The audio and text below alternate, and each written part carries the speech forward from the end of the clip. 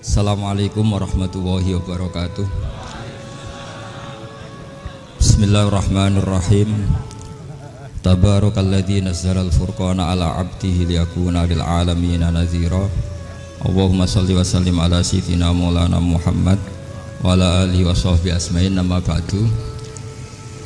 Semua pengurus PBNU yang saya hormati, semua habaib, semua ulama yang saya hormati, wabil khusus Kiai Haji Abdul Manan, Ketua Lembaga Dakwah PBNU, yang meskipun mondoknya hanya 3 bulan ini sebetulnya problem, sehingga saya kesini ini sebetulnya tidak pernah merasa ibadah.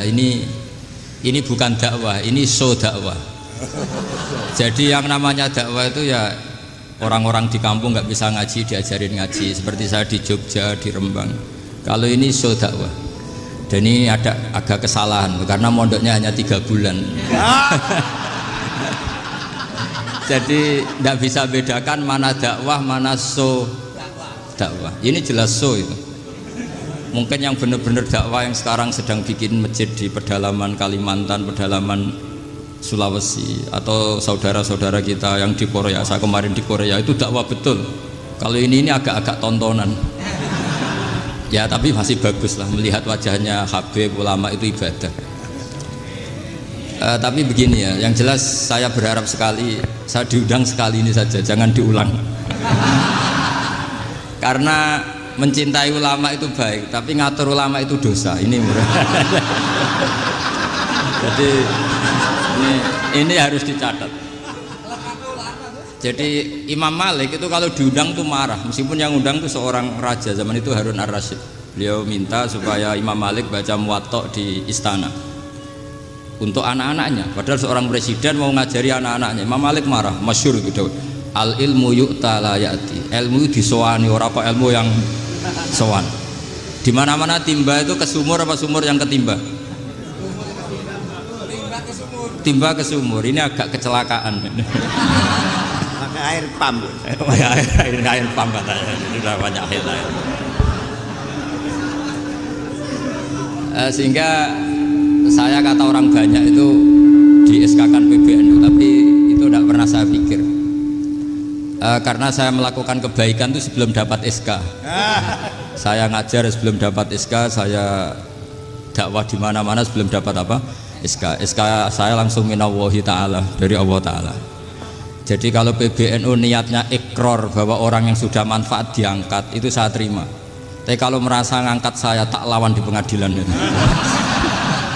Karena saya sudah jadi kiai sebelum diangkat PBNU. Ya ini saksikan ya para muhibin saya.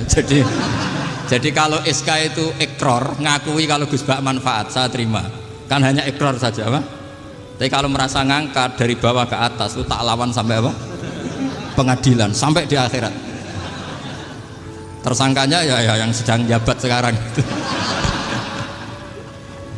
Tapi saya yakin enggak, Kiai Miftahul Ahyar itu orang alim, karena alumni Sidogiri dan menantunya Syekh Duki. Di antara gurunya itu pernah mbah mertua saya, karena istri saya orang Sidogiri. Beliau juga besanan sama keluarga Lasem, saya ini Dzurriyyah Lasem. Pak Said Akil juga orang alim, mbah-mbahnya juga orang alim. Baru kemarin nyocokkan nasab sama saya. Buyut-buyutnya beliau itu adik buyut saya, pernah cocokkan sama saya. Gus, saya sama saya tua mana? Tua saya, buyut kamu adik buyut saya, kata saya gitu. Tapi saya tetap hormat sama beliau karena ya pernah sepuh, umurnya setidaknya. Jadi saya ulang lagi, ngaji seperti ini itu sebetulnya lebih ke show, pertunjukan. Supaya pertunjukan ini tidak dosa, saya isi ngaji betulan. Tapi jangan diulang. Karena biasa ngaji rutin. Saya di Jogja tafsir Jalalain sudah juz 23. Pernah khatam hikam. Sekarang Nashahul Ibad separuh.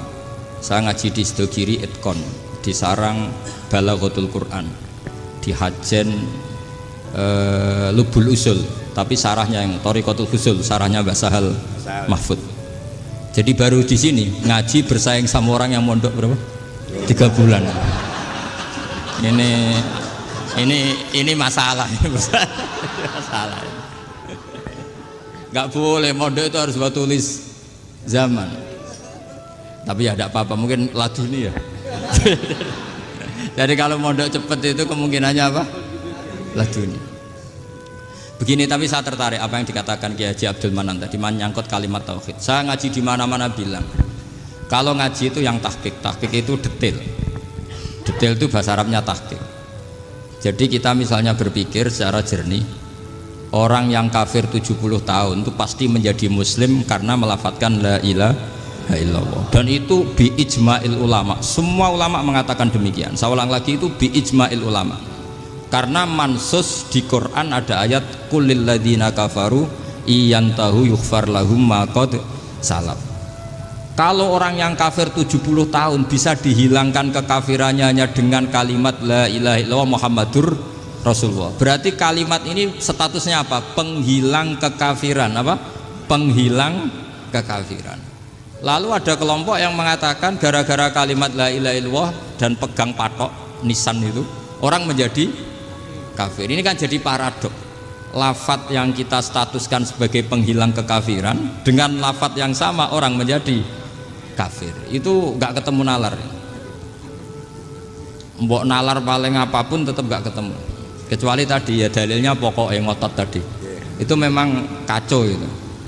Tapi alhamdulillah mereka insya Allah ya sadar. Kamu jangan bayangkan mereka tidak sadar terus, berarti kamu doanya jelek. Bisa saja mereka sudah ingin sadar, berhubung digojlok ini terus nggak jadi sadar.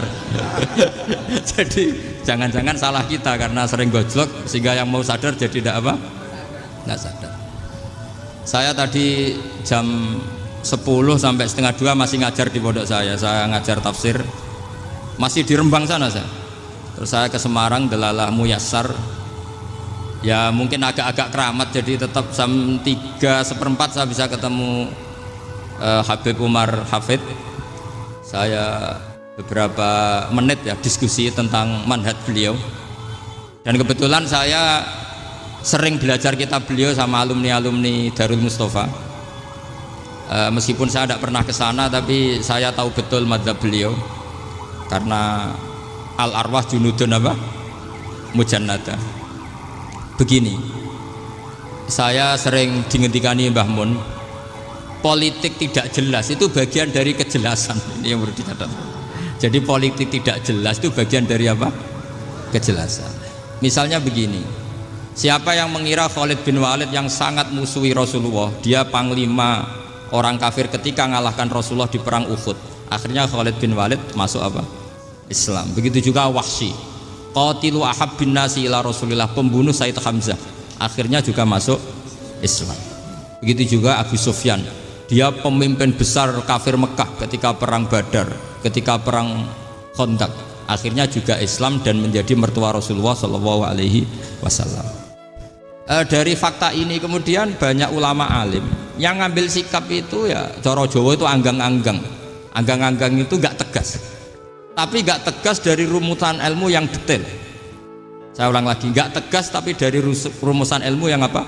Detail. Bisa saja orang yang sekarang kafir suatu saat mukmin atau muslim. Bisa saja yang sekarang sedang fasik suatu saat soleh. Bisa saja yang mondok 3 bulan rois PB NU. Sementara yang mondok lama kadang Kiai RT. Tapi itu hanya hukum duniawi. Saya yakin yang Kiai RT ini PBNU di akhirat. Karena mondoknya lebih apa? Lama. Itu tak jamin. Saya juga berencana mimpin itu di akhirat saja, bukan di dunia. Makanya saya mohon SK itu berakhir muktamar mendatang. Karena saya sudah kiai sebelum diangkat. Makanya saya ulang-ulang, kalau pengangkatan itu niatnya ikrar, saya terima. Tapi kalau niatnya ngangkat, tak gugat di pengadilan. Ini tidak guyon, ini betulan itu. Ya tapi ini hanya guyon saja.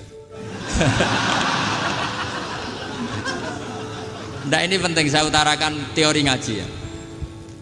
Ini saya bacakan naskah asli Sayyid Umar Hafid supaya Anda dapat barokah beliau.